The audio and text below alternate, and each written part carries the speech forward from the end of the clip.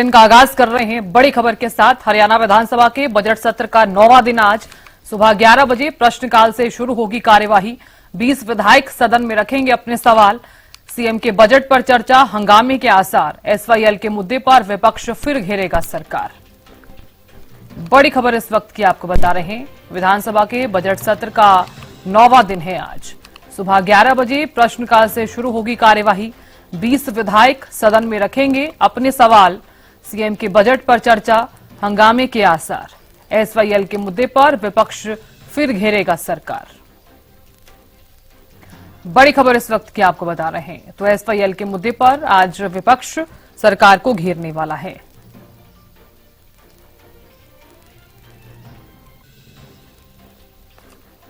तो आज कार्यवाही जो है वो 11 बजे शुरू हो जाएगी। 20 विधायक सदन में अपने सवाल रखने वाले हैं।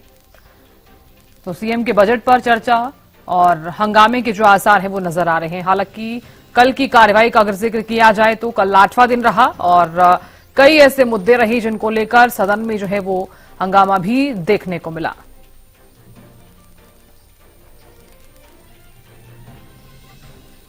तो कल बजट पर चर्चा की गई। मुख्यमंत्री नायब सिंह सैनी ने 2 मार्च को बतौर वित्त मंत्री बजट जो है वो हरियाणा का पेश किया है और इसी को लेकर कल जिस तरह से चर्चा हुई और आज यही माना जा रहा है कि हंगामे के जो आसार हैं वो हो सकते हैं, क्योंकि सीएम के बजट पर चर्चा जो है वो आज होने वाली है, कल भी हुई थी।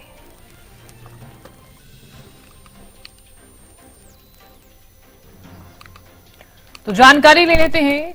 महेंद्र सिंह जुड़ गए हैं ज्यादा जानकारी लिए हुए। महेंद्र सिंह, विधानसभा के बजट सत्र का 9वां दिन है आज।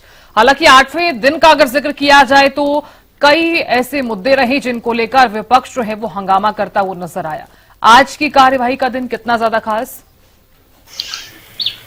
बिल्कुल साधना, देखिए हरियाणा सरकार के बजट सत्र का आज 9वां दिन है और जिस तरह से प्रदेश के मुख्यमंत्री नायब सिंह सैनी ने बतौर वित्त मंत्री अपना दूसरा बजट पेश किया था। करीब 2,23,000 करोड़ का यह बजट है, जिस पर कल भी चर्चा हुई थी और आज भी सदन में चर्चा होगी इस विषय पर। कल भी कांग्रेस ने कई विषयों को लेकर खूब हंगामा किया था और वही स्थिति आज भी देखने को मिल सकती है, क्योंकि मुख्य विपक्षी दल होने के नाते कांग्रेस कोई भी मौका नहीं छोड़ना चाहती कि सत्ता पक्ष पर सवाल उठाए जाए। उतनी ही मजबूती के साथ सत्ता पक्ष भी कांग्रेस के हर सवाल का जवाब देता हुआ कल भी सदन में दिखाई दिया था और आज भी सत्ता पक्ष मजबूती के साथ जो बजट की बातें हैं उनका पक्ष लेता हुआ दिखाई देगा। कल भी हमारी कई मंत्रियों से बात हुई थी, उन्होंने कहा था कि ये बजट हरियाणा को नई दिशा देने वाला है, हरियाणा विकास के पथ पर अग्रसर होगा और प्रति व्यक्ति आय जिसका अनुमान लगाया जा रहा है कि इस वित्तीय वर्ष में और ज्यादा बेहतर होगी। तो ऐसे में सत्ता पक्ष की तरफ से इस बजट को हर लिहाज से बेहतर बताया गया और आज जब इस बजट पर एक बार फिर से चर्चा होगी तो देखने वाली बात यही रहेगी कांग्रेस किन मुद्दों को लेकर सरकार पर सवाल उठाती है, बजट के किन अंश पर आपत्ति कांग्रेस की तरफ से जाहिर की जाती है। जी साधना। बिल्कुल महेंद्र सिंह भी, क्योंकि बजट पर चर्चा जो है वो कल भी की गई और बजट पर आज भी चर्चा की जाएगी। हालांकि विपक्ष जिस तरह से बजट को लेकर असंतुष्ट नजर आ रहा है। बिल्कुल साधना, देखिए अलग अलग वो हैं कि कांग्रेस अपने लिहाज से इस बजट का आकलन कर रही है। सत्ता पक्ष ने अपनी जो समीकरणों के हिसाब से जिस बजट को तैयार किया गया, कांग्रेस का सीधा आरोप जो है वो सरकार पर यही है कि सरकार लगातार कर्ज बढ़ा रही है। इस बजट को भी पूरा करने के लिए करीब जो है 34% जो कर्ज है वो लिया जाएगा, जबकि कर्ज की वापसी 29% होगी। ऐसे में इस वित्तीय वर्ष में 5% और जो है प्रदेश पर कर्जा बढ़ेगा, ये कांग्रेस का तर्क है।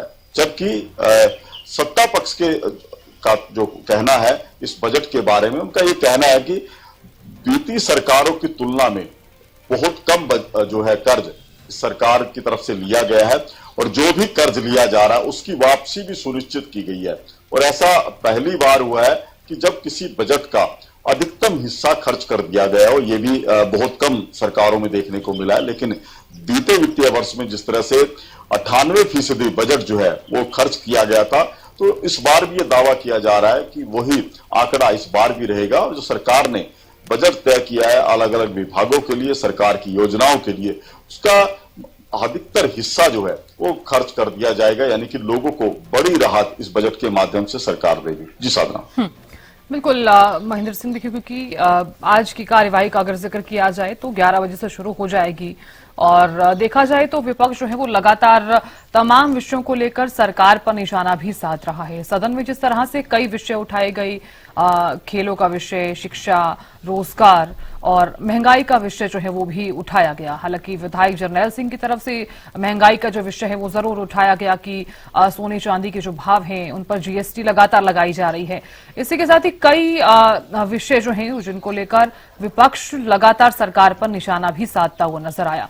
अगर आज का जिक्र किया जाए, क्योंकि आप भी जानते हैं कि बजट को लेकर विपक्ष बिल्कुल भी संतुष्ट नजर नहीं आ रहा है, किन किन मुद्दों पर आज हंगामा हो सकता है और क्या कारण है कि विपक्ष जो है वो बजट को लेकर असंतुष्ट है?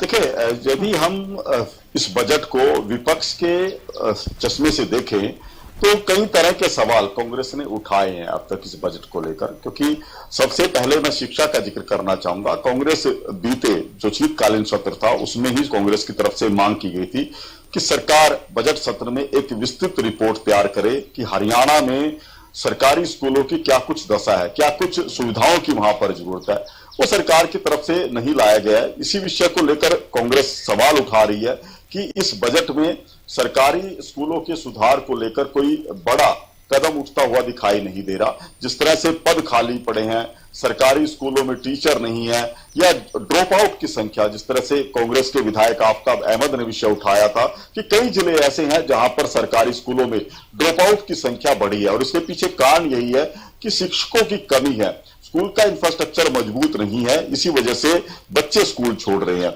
हालांकि इस विषय में महिपाल डांडा की तरफ से जवाब भी दिया गया कि किस तरह से इस बजट में प्रावधान रखे गए हैं कि सरकारी स्कूलों को किस तरह से ठीक किया जाएगा।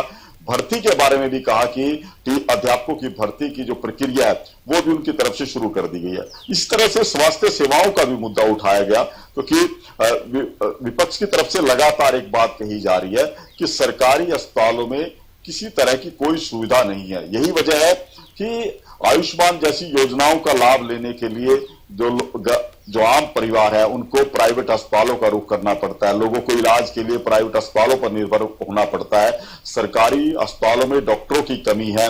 इसके अलावा जो विभिन्न तरह के टेस्ट या जांच होती हैं उनकी मशीनें उपलब्ध नहीं है। यही विपक्ष का आरोप था। वहीं बजट में भी जिस तरह से स्वास्थ्य सेवाओं को लेकर विपक्ष सवाल उठा रहा है, उसके जवाब में भी सरकार की तरफ से कहा गया है कि उनका लक्ष्य हरियाणा के प्रत्येक जिले में एक मेडिकल कॉलेज खोलने का है और इस बजट में भी ये बात दोहराई गई है कि हरियाणा के प्रत्येक जिले में एक मेडिकल कॉलेज सरकार जरूर खोलेगी और इस दिशा में कदम भी उठाए गए, बजट का प्रावधान भी रखा गया है। तो दोनों तरफ से है कि विपक्ष की अपनी जो है आकलन है इस बजट को लेकर, सत्ता पक्ष अपने आंकड़े पेश कर रहा है। तो जिस तरह से खेलों की भी जिक्र करना चाहूंगा, खेलों को लेकर भी कई तरह के सवाल उठाए गए हैं कि खेल इंफ्रास्ट्रक्चर जो है हरियाणा का वो झरझर हो चुका है। ये कांग्रेस का आरोप है कि जिस तरह से बीते दिनों में ऐसी घटनाएं हुई हैं कि खिलाड़ी मौत का शिकार हुए हैं खेलते हुए, उसको लेकर भी सरकार को घेरने का प्रयास विपक्ष की तरफ से किया गया था। लेकिन वही सत्ता पक्ष का भी कहना है कि उन्होंने लगातार खेल सुविधाओं को बढ़ाने का काम किया है और इस बार भी हरियाणा सरकार खेलों पर विशेष ध्यान देगी ताकि जो हम कहें कि हरियाणा जो खेल की भूमि है वहां पर खिलाड़ियों को बेहतर सुविधा मिलेगी। इस बजट में भी कुछ ऐसे अंश रखे गए हैं ताकि खेल इंफ्रास्ट्रक्चर पर जिसको लेकर सवाल उठे हैं उसको सुधारा जा सके। जी साधना। बिल्कुल महेंद्र सिंह, आप नजर लगातार बनाए रखिएगा, जानकारी आपसे लेते रहेंगे। बहुत शुक्रिया फिलहाल बने रहने के लिए।